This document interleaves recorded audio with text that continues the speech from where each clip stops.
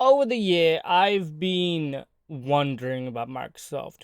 What are they doing as a company? What like they say they want to be on everything, but then there are some games that are on nothing. There are some games that are still exclusive to them. There are still some games that are like on the PC, and then now games that are going to the PS5. What is this company doing? And over the year, Microsoft has been this grit so like this is an Xbox, this is an Xbox. You can play this game here, you can't play this game here. What can you do here? What you can't do here? And then over the year, we found out, oh hey, Microsoft game, it's not Xbox gaming anymore. Xbox gaming is dead. Phil Spencer was given a bullshit title. He's off in the Netherlands doing whatever he wants now. And well, Satya Nadella basically owns Xbox, and you know what? It's over. We're done. The news broke out, and it's good, good shit. I don't know why anyone should get an Xbox now. I don't understand it. It's so stupid. But let's just look into this bullshit. Microsoft CEO Satya Nadella says being an Xbox player means playing games on all your devices. Microsoft CEO Satya Nadella has reaffirmed his plan for Xbox going forward is to allow players to enjoy Xbox in all devices. And that sucks. But it's a reality that we need to accept. Because, well, if I'm being honest, exclusives don't make any sense. They have made no sense since the very beginning. Actually, that's not true. They made sense in the very beginning, but then now that PC is growing and players are diminishing, it makes absolutely no sense to be like, this is an exclusive here, this is not an exclusive here.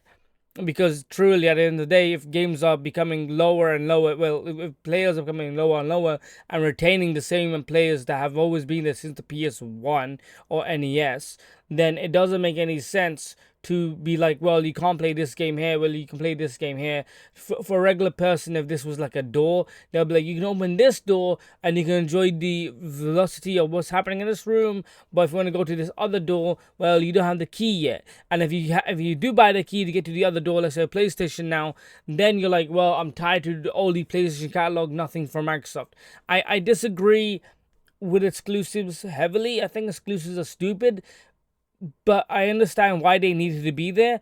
But now Microsoft has basically said we're third party, and that's fine. Be third party because you don't know what you want to be. They didn't know what they wanted to be, and now finally the third party, fine, whatever. But why the hell would anyone want to buy dedicated Xbox hardware? I don't get it. Anyway, let's look into the article. In recent years, Microsoft has pivoted from competing directly on the Xbox front to focusing on different strands such as Xbox Cloud streaming. Recently, the company introduced a new marketing campaign titled "This is an Xbox," in which it's highlighted that Xbox strategy moving forward is making Xbox games available on virtually all entertainment devices via the cloud. The cloud isn't great right now still because let's be real, if you're someone with shitty internet, what do you do then? While this caused concern amongst some console warriors who worry that this strategy take focus away from its traditional offerings, Microsoft has since doubled down on the plans. As spotted by GameFile, Microsoft addressed the future plans of its gaming business during last week's annual shareholder meeting. Shareholders also interviewed in our gaming business, said Brett Everson, Microsoft Vice President of Investor Relations. Our acquisition of Activision Blizzard King. Satya, how are you feeling about the early return on that investment and the progress on our overall gaming strategy over the last year? Microsoft CEO Satya Nadella replied, I'm feeling very, very good about that. Where we are in gaming. In fact, right now, this is like the peak season in gaming. Obviously, with Black Ops and a new Call of Duty, it's been just fantastic to see the launch and making marketing around it, the buzz around it, and the love for gaming. Shut up. You let them use AI. I don't know if you let them use AI, but they're using AI in that bullshit now. Man, get out of here. But players are to blame as well. No one's even talking about it. Call of Duty Black Ops 6, the first to launch directly into Game Pass, enjoyed a huge success debut. If I think about it right, we choose to secure growth category entertainment, which we think is in gaming, and said let's double down on it, and Nadali expected. And so we said, let's take that joy of gaming everywhere. That's why even these ads with Xbox Now, where we are redefining what it means to be an Xbox fan, it's about being able to enjoy Xbox in all your devices. And more importantly, I think in the long run, as a company, we can bring the best of the AI innovation, innovation. Oh my god, I can't say the word. Cloud invitation, console invitation, PC invitation to build the best games that can be enjoyed by gamers everywhere. Xbox's first announced in February plans to bring a wave of games to PlayStation and Nintendo Switch in what appears to be a significantly change on strategy, starting Pentiment, Hi-Fi Rush, Sea of Thieves, and Grounded. Bro, later Microsoft announced Doom The Dark Ages for Xbox Series S, PC, and PS5, and confirmed that PS5 version of Indiana Jones will be released next year. And this is exactly my problem. They're saying Indiana Jones is, but then what's that game called? Hell Zone, Hell Dive. What the bullshit game is called? This is really bad.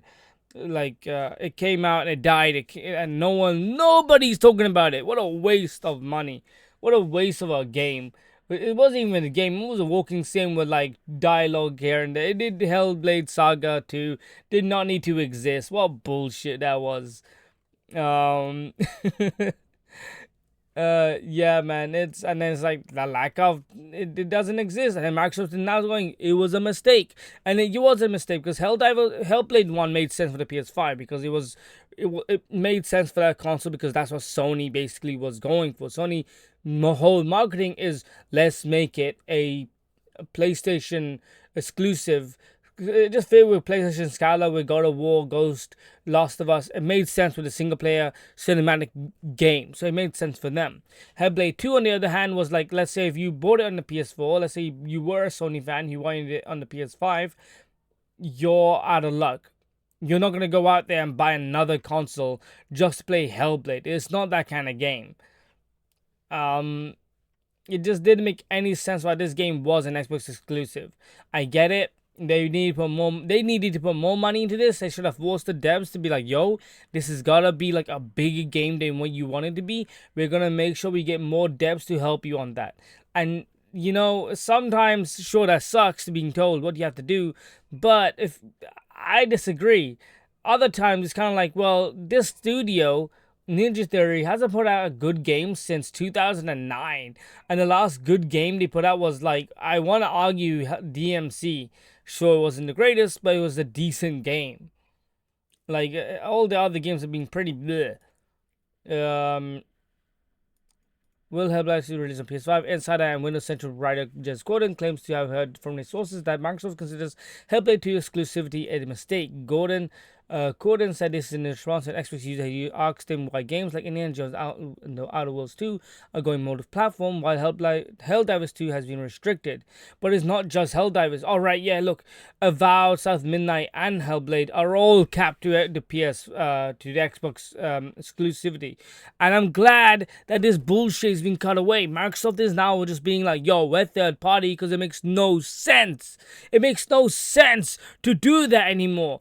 Why lock out plenty of players who want to play games when they have to then pay £300 for a console? They then have to pay for Game Pass or the game itself, so that's £50, £70 more, or like £15 for Game Pass, and then they can get into the game. But let's say they get into the game and then go, oh, we want to play the game, or we want to play God of War.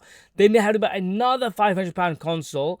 Then they have to pay another £50 or £70 price point for the game just to enjoy it. In the long term, most people aren't going to do that, especially when player growth is declining with free-to-play games consistently going up.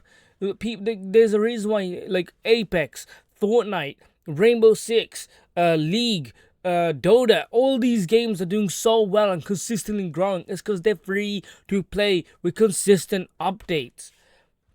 This bullshit, this exclusivity bullshit doesn't make any sense anymore.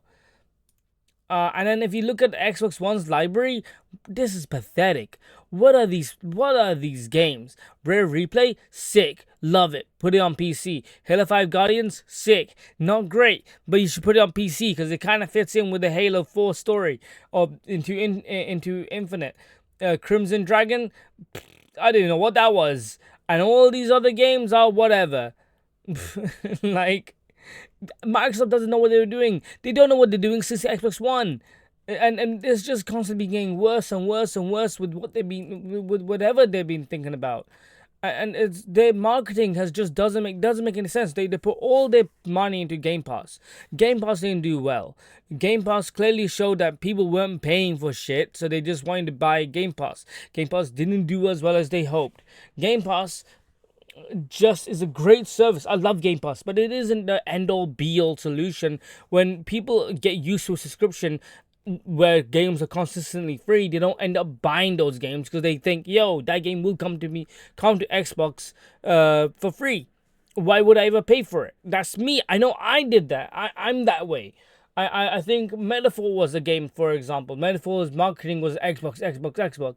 So I was thinking, oh, it's going to be on Game Pass. And then that also is confusing because then it's like, well, if Xbox is consistently doing this bullshit on day one games on their own subscription, but then are also going and putting money into marketing for Metaphor, for example, and then Metaphor comes out and it's not on Game Pass, then I'm just like bewildered. I'm like, what the shit is not on Game Pass? Why not? They were putting so much marketing to it.